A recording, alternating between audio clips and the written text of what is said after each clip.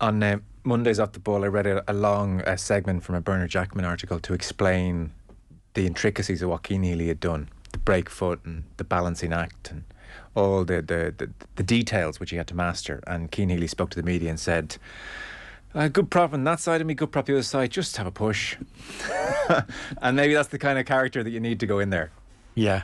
It was interesting. I think they gave him about 5 minutes from and they gave him an additional 5 minutes into the second half. Kelleher was running around with that limp left arm, and it was John Fogarty and Paul O'Connell and getting last minute something into him, like instructions. But there's always that hint of the last minute.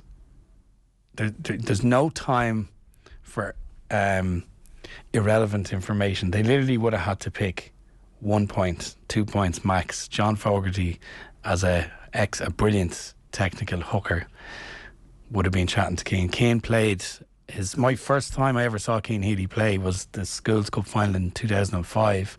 He was the hooker, a non-throwing hooker. David Gilchrist was. I coached David Gilchrist in Old Belvedere later, who played number 8, but he wasn't the thrower in hooker. He was the Dan Sheehan type hooker. Back then, he was all over the field. He was electric, and that was a Belvedere school team that had went on to 5 internationals or something. Ian Keatley, Owen O'Malley, and people like that. But he had prior history as a hooker, and I think definitely there's an element. Okay, you're going into an international. He hasn't done it in 13, 15, 14 years, but he's had an upbringing with it, so it wasn't entirely foreign to him. But it's interesting that. I'd love to know what O'Connell and Fogarty just said to him, and they strike me as a management team just incredibly calm when they need to be like that. Yeah. There's no frantic panic going on, and I suspect they gave him 1 or 2 lines, much like what Healy ends up saying in that interview, is, keep it simple. One imagines it mightn't have been as quiet under other head coaches, or as calm. And the extraordinary thing is that Cian Healy was picked to play in the first game, but was a late withdrawal. Kilcoyne came in, won his 50th cap against France, retained for the Italy game, and last week they reinstated Cian Healy on the bench ahead of Kilcoyne. And none of us even thought to ask Andy Farrell at the team announcement, live section or embargo section, why he did this. But it's almost as if they saw what was coming down the line. I don't know if Dave Kilcoyne could have gone in as hooker. They might have had to go to uncontested scrums. And also, fair play to them, they could have gone to uncontested scrums and not gone down a man, but they chose no. We're going to keep the tempo high. We're going to go for contested scrums. We're going to see if we can deal with this as well. I mean, Farrell almost seems to have a masochistic kind of bring it all on. It's like they chose the harder option. I mean, they'll start a game with 13 players one day, just see how it goes. Won't be this Saturday, obviously, but you know what I mean? And with that, Cian Healy is now, surely he must be the only Irish front row ever to play test rugby at loose head, hooker and tight head. Yeah. And as a result of that, he has virtually nailed on his place in the World Cup, because that's a handy thing to have. So he's off to his 4th World Cup, Cian. You're the second person to mention masochism on the show this week in relation to Andy Farrell. Yeah.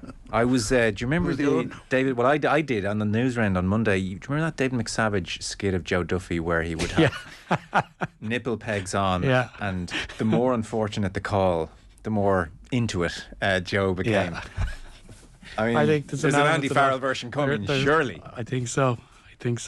Oh, it's good. Are you telling me the other hookers? Beautiful. And Doris, great. I don't think it's in any way staged. It's not a front. He absolutely loves torture. He loves this whole adversity thing, and it's, I've heard coaches give that lip service, and then something happens 15 minutes before kickoff, and they're running around frantic in the changing rooms. That's where you see what they're like, and they don't want the backup guy coming on, and you see mayhem in a change room. You see plans being ripped out, pages being torn, shouting, screaming. Late, he seems to be very, very, like I interviewed Mike Catt the week before the Scotland game at a corporate thing, and for a fella who's won a World Cup, you have Paul O'Connell as a Lions captain, you have Simon Easterby with 70 caps, Easterby, you had Fogarty captain provinces, 10 caps for Ireland, and all the other people involved in that coaching group. And Mike Catt said, absolutely genuinely and without exaggeration, he goes, we'd be lost without him. He just said, we'd be lost without him. That was how he described Farrell. He goes, he just knits it all together. He knows exactly what to say. He knows how to keep us all in check. He knows how to keep us all motivated. Like, the soft skills, the life experience, the intangibles in being a CEO that he brings to that group it's just phenomenal. Well, he's been playing rugby or coaching rugby since he was 17, whatever. Been a captain, natural born leader, and all the rest of it. And he told us a very good story last Friday after the team announcement. It was actually for the Sunday newspaper section. I don't know whether you saw it or not, but he actually recalled going to Leeds with Wigan and getting stuck on the motorway in the bus, and they eventually didn't arrive. They got changed on the bus, did their warm-up routine, stretches, etc. on the bus, ran out on the pitch 10 minutes before kick-off, finished their warm-up, kicked off, and gave a very good Leeds Rhinos team a good beating. But the other thing that makes me wonder is, and I probably shouldn't be saying this aloud because it's something I would like to ask him, whether over a pint if I ever bump into him, or better still in an interview, if I ever get an interview with him, is in all the 4 years he was number 2 to Joe, was he never inclined to go up to Joe and say, look, we need to chill out a bit sometimes about these things. We cannot control everything. You know, Joe is a control freak, loved control, but there are certain uncontrollables, like a bus being late, like a flanker having to take the throw-ins, like a prop having to go into hooker. And it just seems to be that not only does he take it in his stride, he almost welcomes it. He even remember that time he said after the Cardiff game, he was actually hoping the bus would arrive late as well. What do you think the answer to your question is? It's a good. I don't know. It's a good question if I do say so. No, it is a good question. I'd love to know. A good question. I would guess. Well, okay, you guess first. I've got a guess on it. Well, my guess is that he's actually he's built a game that is versatile and flexible.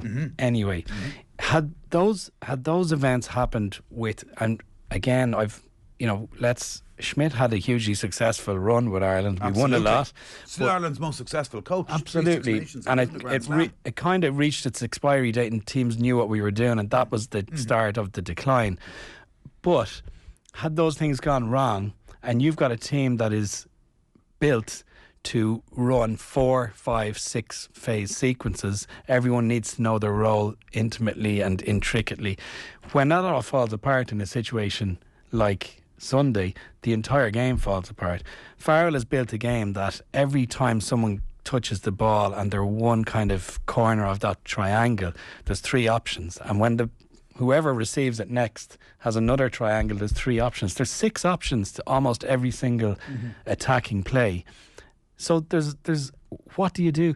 They say throw it to the front of the line out with our flanker. Just win the bloody thing. Yep. And after that we'll set up, because we've 6 options every time we get the ball. Or, as Gibson Park did, we'd throw up a box kick 40 metres out. Now, if that had been Conor Murray, everybody would go, oh no, typical Conor Murray. But it was a brilliant box kick, and Matt Hansen brilliantly reclaims it. Yeah. So they're very unpredictable team. What do you think Farrell would say? I think Farrell would probably say he might have tried once or twice and realised Joe was Joe, and Joe's going to do it his way, and he's a head coach, so it should be his way. And when I come in, I'm just going to do it slightly differently. I think he'd also add, things were going pretty well. Yes, true. I mean, was I going to jump in and say, Joe, actually, this is all going terribly well. Maybe we should change things up. And by the time 2019 was beginning to spiral, yes, I don't think a few beers on the Tuesday was the answer. And when you're in a sporting environment that's spiraling, you've got this stick or switch moment. You have to stick with what you've been doing for a while and say, hold on, we're having a bad run, but we've had success for 5 years.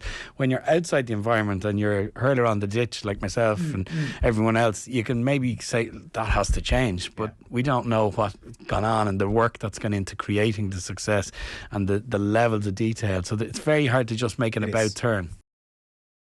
There you go. That was but a taste of the full rugby conversation. As usual, you can get the full chat wherever you get your podcast. It's waiting for you right now.